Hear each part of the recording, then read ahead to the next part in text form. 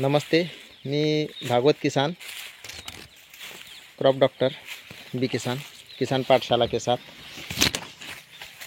मी आता आहे प्लॉट व्हिजिटसाठी आलेलो आहे एका शेतकऱ्याच्याकडे की जिथं आपली 5x7 मध्ये BK बनाना 4 सायकलचं जे रोप आहे ते लावलेलं आहे 5x7 मध्ये झिगझॅग. आणि निस्वन याची सुरू झालेली आहे. जवळपास 6 महिन्यानंतर निस्वन झाली. तर शेतकऱ्याच्या जवळूनच आपण याची माहिती घेऊ, तसेच त्यांना काय प्रॉब्लेम आहे तो त्यांच्याकडून समजून घेऊ. नमस्कार. नमस्कार. तुमचं नाव काय सांगा बरं? निलेश मुरलीधर जाटे. बरं, आता तुम्ही जे आपण आधी जे आपलं रोप लावलं बी किसानचं, तर तुम्हाला आतापर्यंत याच्यात समजा जे तुम्ही ट्रीटमेंट केली काय केली, तर तुम्हाला आता प्रॉब्लेम काय वाटतात समजा ते आता काय केलं पाहिजे समजा असं? आता तसं जर पाहिलं तर आता तुमची जी अवस्था आहे केळ्याची निस्वनची अवस्था सुरू झाली आणि थंडीचा मोसम आहे. तर याच्यामध्ये काय होते की घड आपले एका टाइमली निस्वन झाली पाहिजे. त्यासाठी आपल्याला याच्यासाठी खालून एक आठवड्यातून एकदा चुना सोडला गेला पाहिजे. कॅल्शियम नायट्रेट आणि अमोनियम सल्फेट हे एका आठवड्यातून गेलं पाहिजे. सल्फ्युरिक जे ऍसिड आहे ते ऍसिड ट्रीटमेंट आपण करतो ते आठवड्यातून एक वेळ गेलं पाहिजे. म्हणजे हे जर आपण सोडलं तर निस्वन याची चांगली होईल. आणि तसे ओव्हरऑल जर पाहिलं तर तुमच्या याच्यामध्ये म्हणजे सिगाटोका आला होता, पण स्प्रेमुळे हा चांगला कंट्रोल झाला एका स्प्रेमुळे. आणि अंतर चांगलं असल्यामुळे जास्त पानं तुमचे म्हणजे गेलेले नाहीत अजून.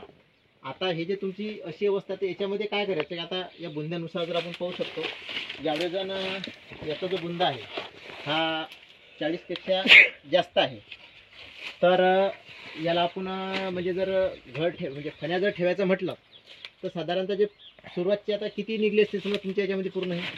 हे 2 अक्षे झाड आहे समजा 2 अक्षे. तर सुरुवातचे जे झाड आहे तर त्याला काय करायचं की जेवढ्याही फण्या असतील तेवढ्या ठेवून द्यायच्या.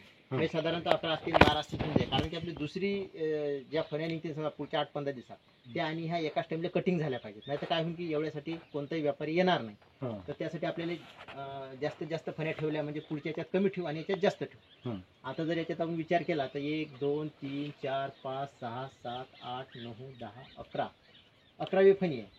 तर काय करायचं, याच्यातलं हे जे एक केळ दिसते जे याच्यातली लहान केळं झालेलं आहे हे पूर्ण केळं काढून टाकायचे. हे पूर्ण केळं काढून टाकायचे आणि साधारणतः 8 पासून 6 इंच हे ज्यावेळेस खाली येईल त्यावेळेस हे तोडून घ्यायचं. साधारणतः 3-4 दिवसामध्ये खाली येईल हे तोडून घ्यायचं. आणि तोडल्यानंतर खालून याला म्हणजे शेण घ्यायचं 10 किलो. त्याच्यामध्ये 100 ग्रॅम आपला वायसोनोमेटा आणि 200 ग्रॅम 19-19 हे खत घ्यायचं. ते असं चुरून घ्यायचं आणि एका लहान प्लास्टिकच्या पोटलीमध्ये ते भरून याला खालून लावून टाकायचं आणि त्याला कोणताही कलर लावून टाकायचा. म्हणजे आपल्याला समजेल की बा 200 कलरचे आपल्याजवळ असे आहेत. आणि याची कटिंग आजपासून आपण 3 महिन्यानं 75 दिवसाच्या पुढे आपण कधी करू शकतो आराम. त्यामुळे असं हे करायचं. थांबून ठेवायचं. आता याला समजा आपण फण्या ठेवलेल्या त्या 1 2 3 4 5 6 7 8 9 10 फण्या ठेवल्या आहेत. तर काही हरकत नाही, 10 नंतर ठेवल्या तर काही हरकत नाही, कारण की आता जो बुंदा आहे हा बुंदा तुमचा 40चा आहे. तर त्यामुळे आपण 10 ठेवू शकतो. आणि आता काय करायचं की याचं 3 भागाचं नियोजन आपल्याला व्यवस्थित करता आलं पाहिजे याचं. तर इकडे असं पाहताना काय काय करायचं, आता हे पहिलं कापलेलं होतं तर हे सोडून द्यायचं.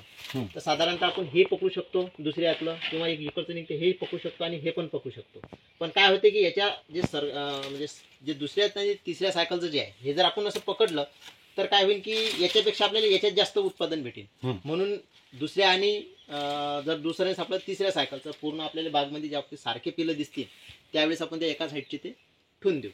आणि एक म्हणजे हे जे पाणी तुम्ही देत आहे ना, तर आता याला नाली झाली नाही, ज्यावेळेस आपली पूर्ण कटिंग होईल त्यावेळेस आपण यात नाली एकदा करून घेऊ. आणि आता पाणी देताना शक्यतो रात्री 12 त्यानंतर शक्यतो पाणी द्या. सकाळी सकाळी जसे 7-8 पर्यंत पाणी द्या. दिवसा शक्यतो पाणी देऊ नका, कारण काय होते ती पानं पिवळे पडणं करपा येणं मोठ्या प्रमाणात वळून राहिला.